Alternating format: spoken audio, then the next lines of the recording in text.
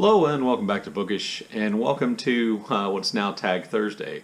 I have been negligent on keeping up with people who've been tagging me recently, and I feel bad about that. I missed a tag. My good buddy Alan, a video my good buddy Alan tagged me in called Two Truths and One Lie. Nope, it's called Two Lies and One Truth. And this was his making a tag was inspired by Hannah over at Hannah Books, who made a charming video about her relationship with her husband and the ways in which that worked out, and Alan turned it into a tag. I saw that Mark Nash did the tag, and I saw Alan's tag, and they were really excellent and interesting. So, Alan tagged me, so I decided I would do the tag today instead of doing another video this Thursday. This will be my Thursday video. I think one of the unfortunate truths of life is that perhaps as you get older, your stories seem less interesting. So my stories are going to come from my days in college. So as a kind of a prequel, a kind of a warning here, my days in college were spent engaging somewhat in the educational process, somewhat in independent reading, and somewhat in irresponsible drinking. So let me just say right up front, there are stories involving irresponsible drinking in my Two Lies and One Truth. So the idea is I tell you three stories. Two of them are not true and one of them is true. Or it's really three stories about me, two of which are lies and one of which is the truth. So story number one. Story number one involves my political interests. So I am a left-leaning person. Here in the United States, that would mean that I consider myself to be a progressive and a relatively progressive. Well, from the United States point of view, people here would call me a liberal. I went to college at a state school in East Texas, not far from where I grew up. That college was called Stephen F. Austin State University, and you can imagine East Texas during the Reagan era. It was hard to find liberals, and it was hard to find progressives. They weren't really common, let's just say, on the campus of Stephen F. Austin. So I did have friends who were like-minded friends, and one of my best friends in college was a man who we just referred to as Shove, which had to do with kind of his last name. And Shove was my kind of guy in college. He was my kind of friend. Shove wore a bathrobe all day, every day, wherever he went. He wore a bathrobe to class. He wore a bathrobe to the cafeteria on campus because at the time we lived in the dorm. You could see, Shove sitting out on the grass on campus, reading a book or just taking a nap wearing a green terry cloth bathrobe. So Shove and I had similar political interests and similar political beliefs. So one day, as it used to be true back in the day, we found flyers on all the campus bulletin boards and these kind of kiosks where you could post flyers and informational things. We saw flyers for this new organization which called itself AXLE. I don't remember what the letters AXLE stood for, but the name of the club was AXLE, but its kind of subheading or its subtitle or its secondary title was Students for a Unified Left. And so right away, I was interested in this organization. My interest peaked when I learned that the Young Republicans Club on the campus at Stephen F. Austin was trying to get that organization banned by referring to them as communists and as they were un-American. And this just made me want to go even more. And it made Shove want to go even more. So we, got the information off the flyer, and we planned to go to the first meeting. The first meeting was held at the University Center, which was a walk across campus from the dorm there where Shove and I both lived. So we went over there, went to the room, and we got in the room. There were maybe I don't know, 12 or 15 people in that room who let's just say they were a very different group of people. I don't believe I'd ever seen any of them on campus or noticed any of them on campus before. And they definitely would have, challenged any East Texas conservatives' ideas about normalcy. They were quite friendly, though, and they invited us all in. And when they came in, they asked us to fill out a little slip of paper with our name essentially on there, and then what year we were in college.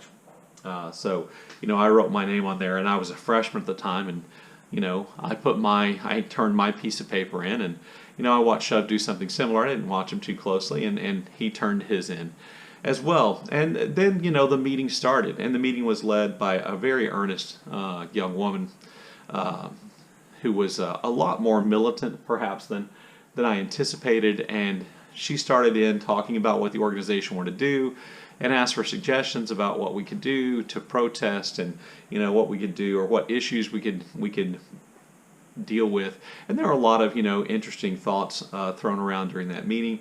But over the course of the meeting, it became clear to me that this was not my political group. At the end of the meeting, though, before the meeting ended, the young lady leading the meeting said, "Okay, well, we have to choose officers." One of the bylaws in the campus laws about organizations was that organizations had to have officers. That every club, every organization had to have a president, a vice president, a secretary, a treasurer, and a historian. President, vice president, secretary, treasurer, historian. So there were 5 officers, and there were maybe 12 people in the room.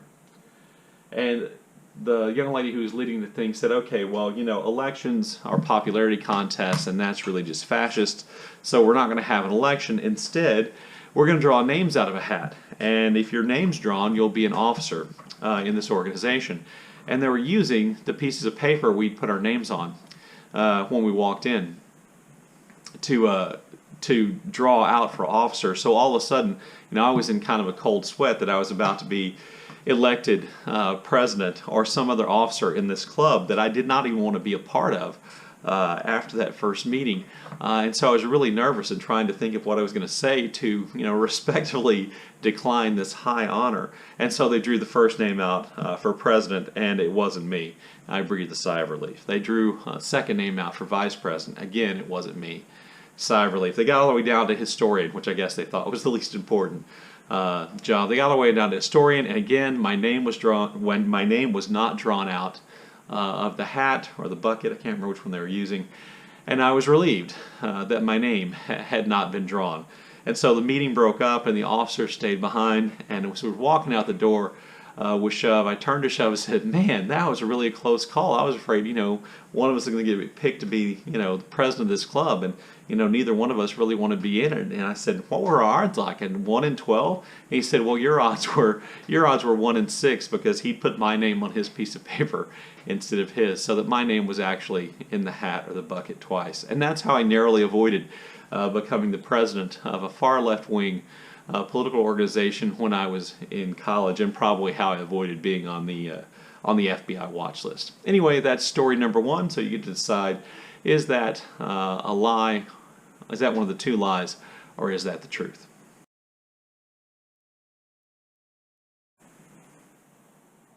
So story number 2 is the first story in which there will be a discussion of irresponsible alcohol consumption. So in the same college where I went to school, Stephen F. Austin, in Nacogdoches, Texas, there were limited nightclubs available. Nacogdoches, the town where Stephen F. Austin was located, is a town of about 25,000 people. There were about 11,000 college students, not all of whom were residential students who lived on campus. So there weren't a lot of nightclubs. There were really just 3. There was a country western bar outside of town, about 5 miles outside of town, called I believe it's called Cotton Eye Joe's. If you know country western dancing, you know that Cotton Eye Joe is one of the group dances that oftentimes happens. And then there was just strictly a dance club called, I believe it's called Studio 228, which was located in town in Nacogdoches, which was just strictly, like a dance club with dance music and dancing. And then the third club was called Crossroads. Crossroads is actually the oldest kind of nightclub, night spot in Nacogdoches, and it was essentially just kind of a dive bar. But the thing that made Crossroads different was that Crossroads had live music and Crossroads had live events. Usually it was just bands, really small bands that toured around in the back of a van and played their songs and played cover songs. Even though I will say I did see the reggae group, the Killer Bees, there on at least 2 occasions, and that was really excellent. But for the most part, they were fairly unknown bands, and so you went there for that. You went there to drink and for live music. But sometimes the entertainment at Crossroads was something else.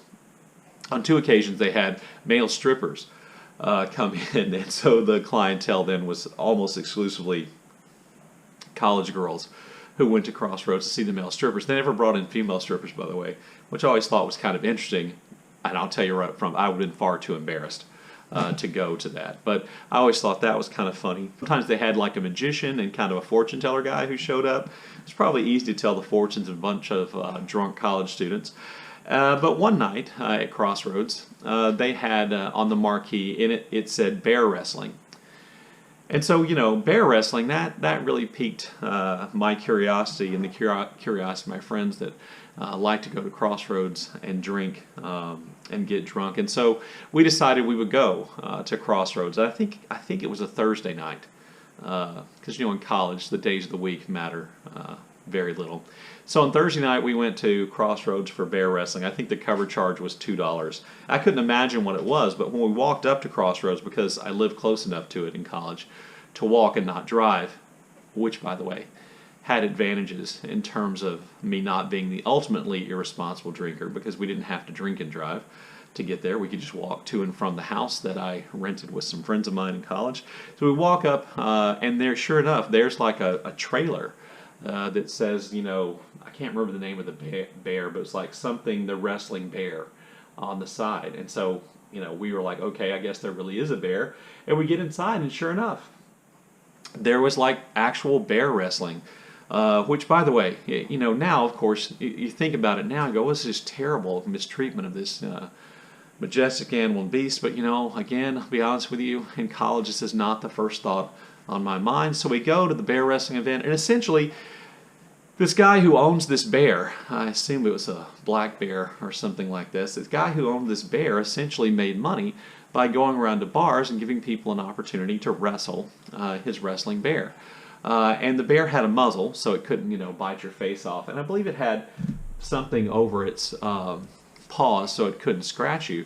And he just had on a really long, leash, like on a chain that he held onto one end of during the wrestling. So on stage, where the bands usually played, they'd covered it with some kind of cushioning material, even though it wasn't all that cushy. And they'd kind of put ropes up around the side of the stage, and for an extra fee, you could go and attempt to wrestle the bear. And I think if you successfully pinned the bear or you beat the bear, you got a small cash prize, probably less than $100. Well, you should know, I don't think human beings are any match for a bear in a wrestling contest, and certainly none of me or none of my friends. So primarily we went just to watch. But as the evening went on and the pitchers of beer disappeared, I started to think I could wrestle this bear. And so, before it got too late and I changed my mind, and with the goading of my friends who thought I should wrestle the bear since I was one of the biggest members of our party,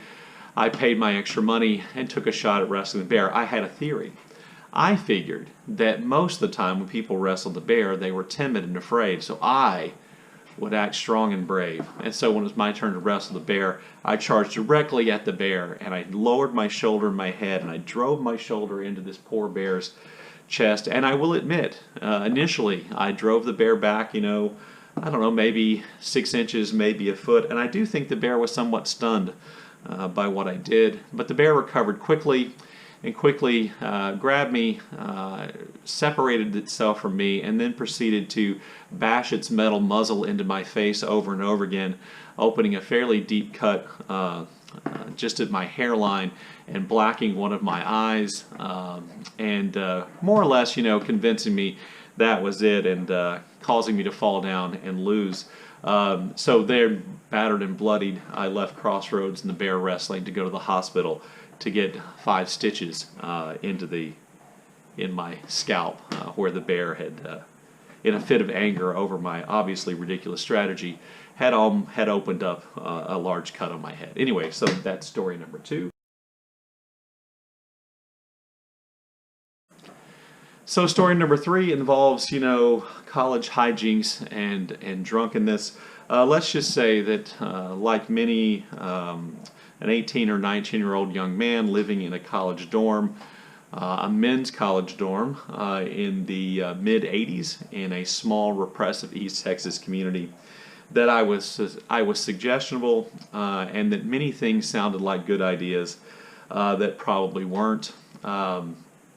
On one occasion, I was convinced to go on a snipe hunt, which is a fictitious hunt for a ground bird in which you're supposed to catch the bird in a garbage can or a sack. I wasn't the hunter in that situation. Another poor, unfortunate person was. And the joke of a snipe hunt is you drive out essentially into the woods and you abandon somebody in the darkness in the woods on the idea that it's a snipe hunt and it's supposed to be really funny. Again, alcohol helps make that funny. Anyway, that's the kind of thing that I would do.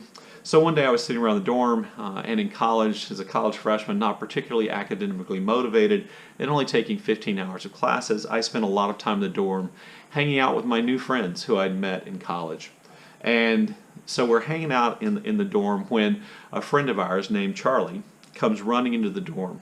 And he said, "Man, I just saw the greatest thing ever. I saw these people streaking across campus." Now, you should know the 1980s are not really the peak period of streaking as kind of a fun, hijinksy activity in the United States. The kind of streaking fad was already over by the time we're in college, but apparently Charlie had seen 2 people streak across campus. And Charlie said, "I'm going to do this. I want to go, and I'm going to go streaking." And, again, because I'd been doing a little day drinking, me and some other friends of ours thought this was a great idea. So we prepared ourselves by essentially stripping down to just a pair of shorts and our shoes.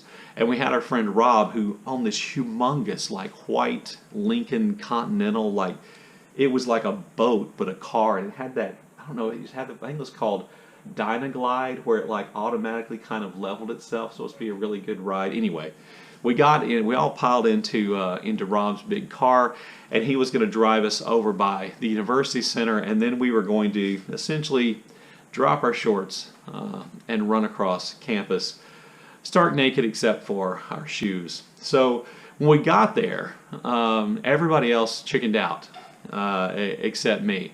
And they decided they weren't going to do it. But I, was calling them names and calling them chickens for not being willing to go. And so when it came right down to it, I had to go. So I jump out of Rob's car.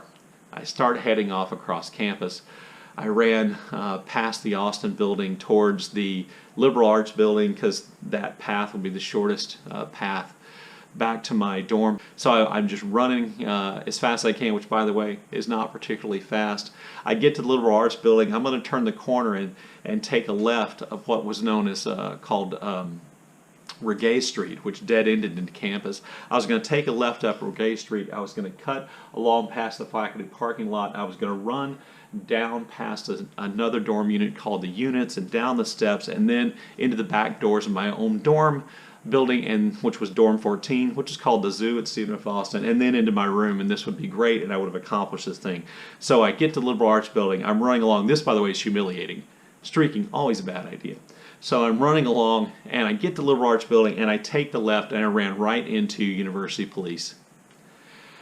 Because Charlie was right. Other people had streaked across campus, so the University Police were alerted, and they arrested me naked and took me to the University Police Department, where I sat essentially in a holding cell with a towel while they called my parents, and my friends tried to come up with enough money to get me out of college jail. Anyway, there you go. That's story number 3. So you have to decide which one of those is the truth, and therefore which of the other 2 are lies. Anyway, thank you, Alan, for tagging me to do this. I hope these stories aren't too don't disappoint too many people in the person I used to be, and hopefully you are aware that I'm not that person anymore. But anyway, thank you, Alan, for tagging me to do the tag. This was actually a lot of fun. We'll see if I still feel like posting it when I watch it here at the end. Anyway, as always, look forward to comments in the comment section below. Make sure you leave in the comment section below which one of these things you think